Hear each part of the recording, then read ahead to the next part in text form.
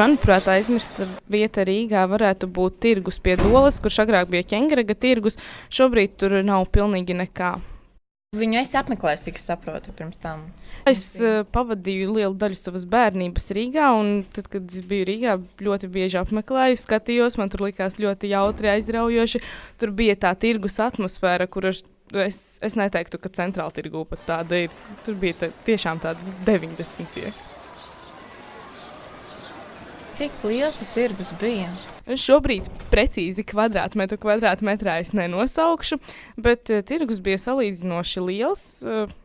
Protams, centrāla tirgus, protams, ir lielāks. Viņš varētu būt kaut kāda 1/3 daļa centrāla tirgus.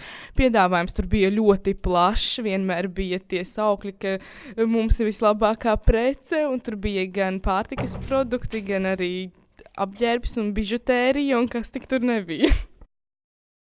Viņš pastāvēja pirms pāris gadiem. Es tagad konkrēti nevarēšu pateikt, kad tieši viņu nojauca, bet tas varētu būt aptuveni pirms gadiem 4, 5.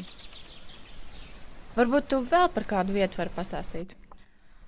Es, diemžēl, neesmu rīdziniece, tāpēc man būs problēmas ar kaut kādu konkrētu vietu vēl minēšanu, bet es pieņemu, ka Rīgā ir daudz pamestu vietu, kurām vajadzētu pielikt pirkstu, varbūt restaurēt, varbūt vienkārši sākt viņu apdzīvot. Ļoti skaistu vietu pamestu, braucot garām, bieži vien kaut kas iekrīt acīs. Vai tu esi dzirdējis varbūt par tādām vietām, kā Māras dīķis, Arkādijas parks?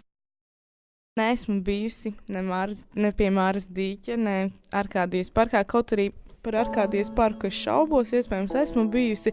Kā jau es teicu, es neesmu rīdziniece, tāpēc man tās vietas vienkārši skaista vieta. Tas arī viss nosaukums reizēm es vienkārši neievēroju vai arī es nezinu.